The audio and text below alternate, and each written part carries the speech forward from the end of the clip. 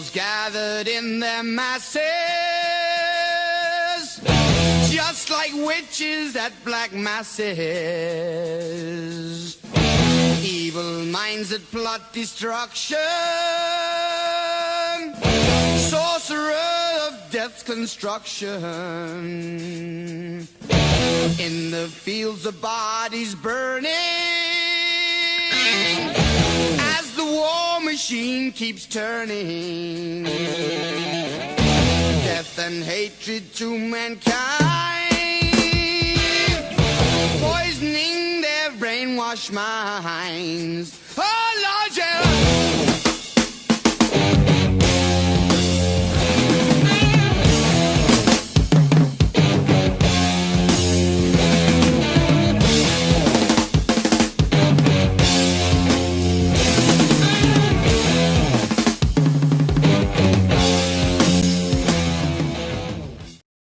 Alright guys, welcome to the channel, World of Wrestling. At this time, you know what to do. Hit the like button if you like the video, hit the subscribe button if you're not already subscribed to the channel, and leave a comment down below after you get a chance to watch this video about the NXT War Games 2020 review.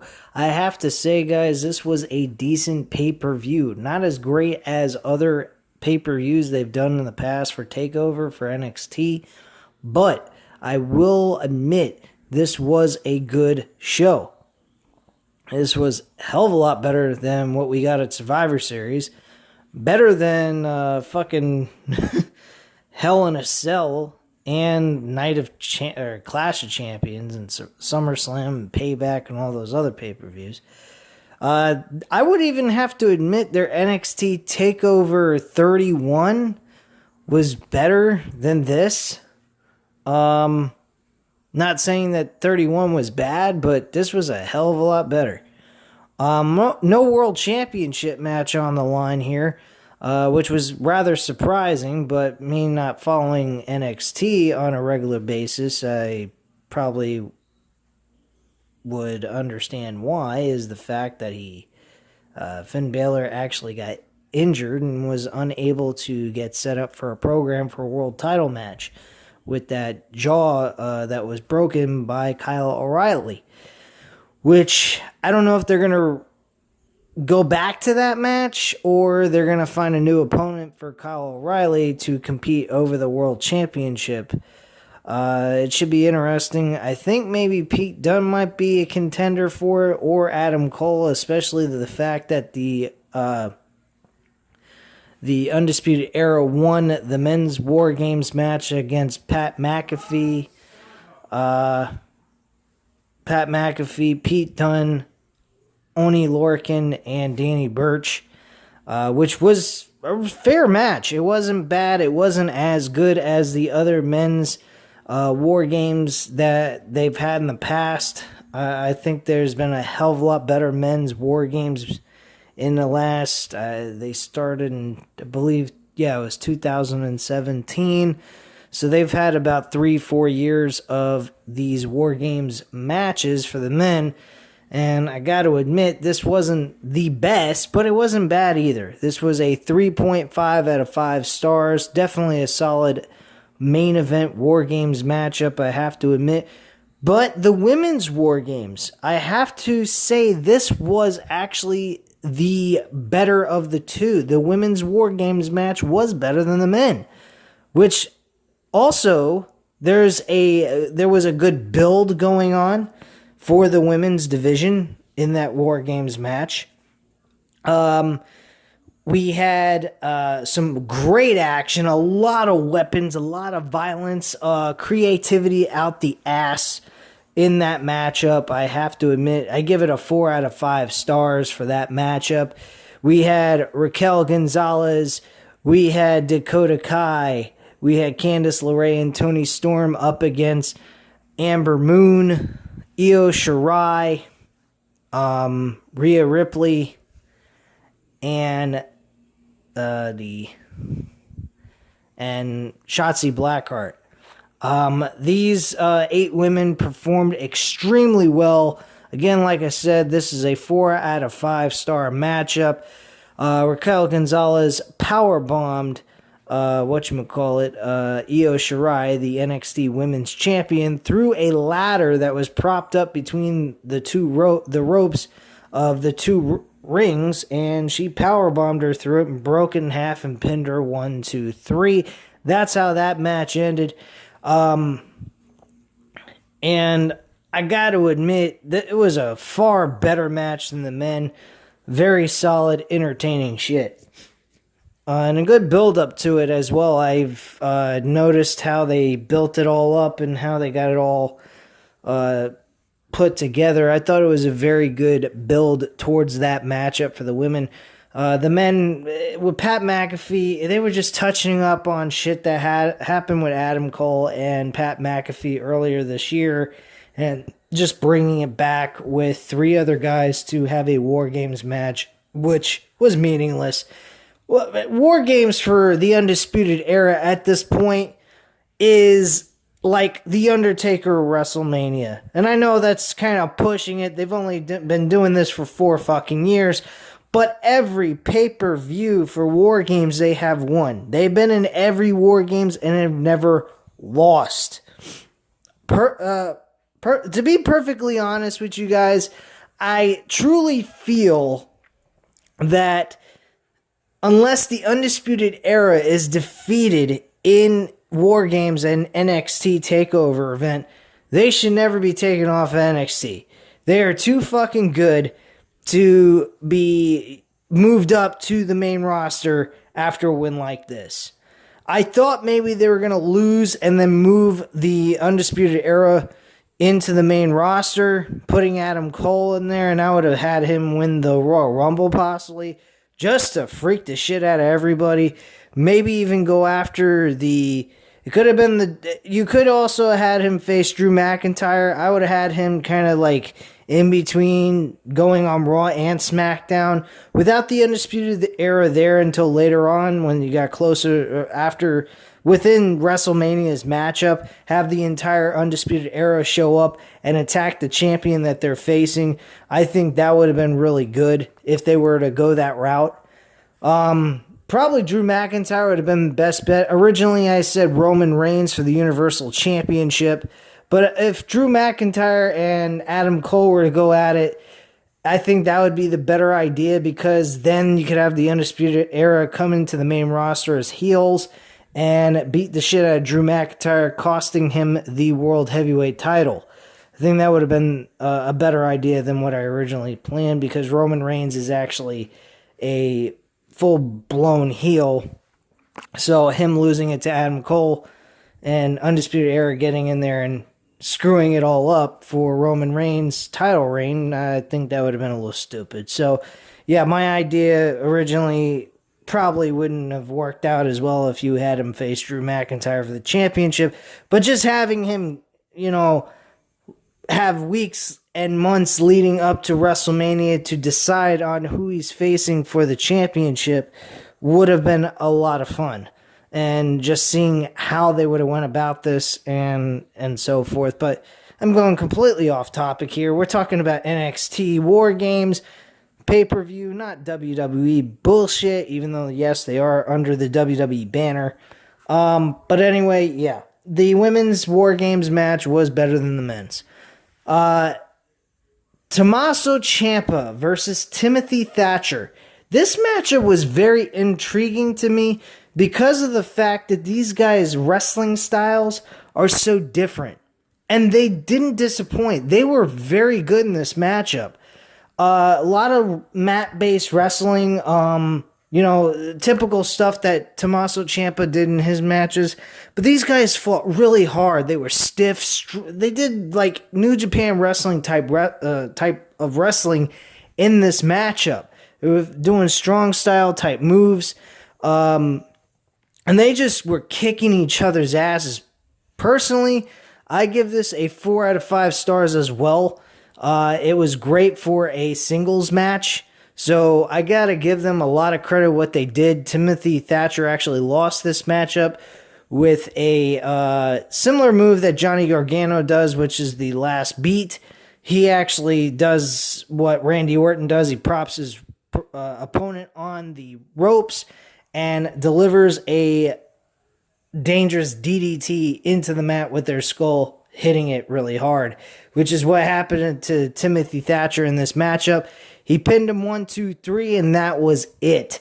You've got to go back and watch this match. This was really good, despite the fact the build was very lackluster. There was nothing behind it. Why they got together, I have no idea. They didn't even provide a promo video, a video package of what led to these two men to actually compete against each other one-on-one. But that's the situation. I really didn't understand why they did it. But match quality wise, it was fantastic. So kudos to both of the men. They were hard hitting in this matchup, both bruised up. And I mean, Timothy Thatcher actually was bleeding from the ear. It was I think it was his left ear he was actually bleeding from. So there you go on that. The next thing was Cameron Grimes versus Dexter Lumis in a strap match. This strap match was average at best. I'm not particularly into strap matches. I'm not a big fan of it. The last strap match that I ever saw that I was highly entertained by was Rock and Triple H at Fully Loaded in 1999. That was the last strap match I have ever seen that I actually enjoyed watching. That's pretty fucking pathetic. It was the very first strap match in WWE history and the last entertaining strap match in my opinion. But that's just me. Hasn't been too many strap matches to begin with anyway. But Dexter Lumis does win this match by submission. Cameron Grimes taps out. And that is the end of that. That match, I give it a 3 out of 5 stars. It wasn't terrible, but it wasn't that great either. The last match I will discuss with you guys, which was a championship match, was the North American Championship between Leon Ruff and, Leon Ruff, the NXT North American Champion. What a joke. The guy's entertaining, I gotta admit. He was pretty damn good in this matchup. He did everything he possibly could.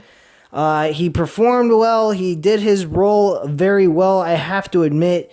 But him as the North American Champion, why did that even happen in the first place is beyond me. I don't know why Johnny Gargano gets a third reign as North American Champion. Are we ever going to see him maintain the championship and keep it for a while and actually defend it a couple of times before he loses it to the next person? I mean, this is kind of utterly ridiculous that the man is been champion many times and you've yet to been able to hold on to the title after a first title defense. Same thing that Sasha Banks had gone through as women's champion. And now Johnny Gargano is going through the same thing. Pretty fucking stupid. But, yes, we had Johnny Gargano, Leon Ruff, and Damian Priest for the North American Championship. In this matchup, I would have gone with Damian Priest winning, overcoming all the odds that was around him, which was a bunch of people wearing ghost face masks. I didn't understand what the hell the Scream character is all of a sudden showed up for since Halloween Havoc. I've noticed that's been going on. There was one review I did last week. I told you guys I saw a guy wearing a Scream mask, and I don't understand why the fuck they were wearing a mask in the backseat of a car. Now I understand why he hired a bunch of fucking people, and one of which he hired was Austin Theory to help him win the championship for Johnny Gargano.